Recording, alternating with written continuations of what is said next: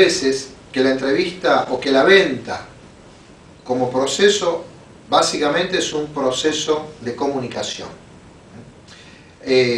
La venta es un proceso de comunicación y tiene los mismos componentes, los mismos elementos que los procesos de comunicación tradicionales. Es decir, hay un emisor, hay un receptor, hay un ambiente en el cual estas personas se encuentran, hay un mensaje que está en la mente del emisor y tiene que llegar a la mente del receptor, y entonces debe haber un código en común que permita transferirlo a través de un canal de comunicación.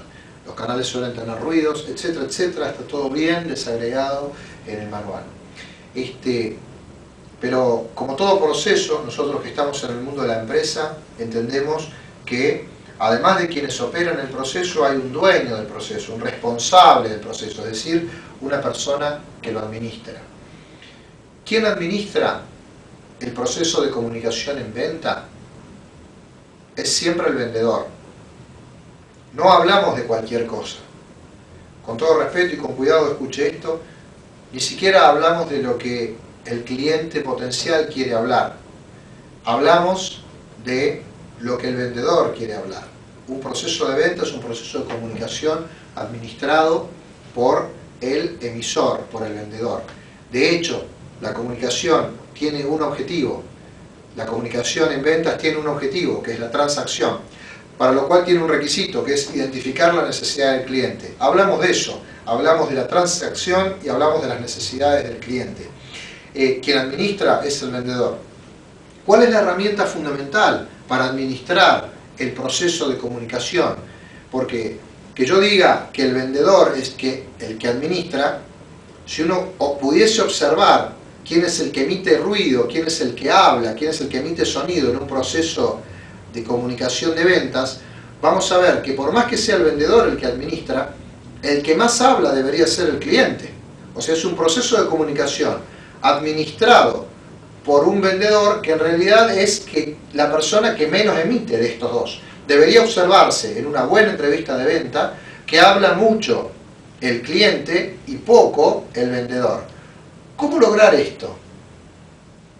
Y básicamente a través de las preguntas. La gran herramienta que tenemos los seres humanos para influir en los demás, para dirigir lo que los demás piensan y para orientar una entrevista es las preguntas. Nótese que usted le hace una pregunta, haga esta prueba, hable con cualquier persona sobre cualquier tema y pregúntele la temperatura, la hora del día.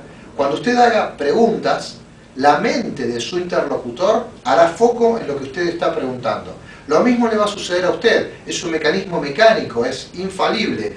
Cuando uno escucha una pregunta, la mente, la conciencia hace foco en el objeto de la pregunta. Es decir, quien tiene la capacidad de hacer preguntas poderosas puede hacer que la mente de la otra parte se enfoque en el tema que le interese. Entonces, el tema fundamental para dirigir una entrevista de ventas es saber hacer preguntas. Hay dos tipos de preguntas: preguntas abiertas y preguntas cerradas. Ya las analizamos en un segundito, qué características tienen y para qué sirven. Ahora bien, cuidado a la trampa, porque no se trata solo de preguntar. La pregunta es un medio para alcanzar un determinado fin. Y ese fin no lo vamos a alcanzar si no sabemos escuchar. Entonces, dos características fundamentales en el proceso de comunicación son: una, saber preguntar; dos, saber escuchar.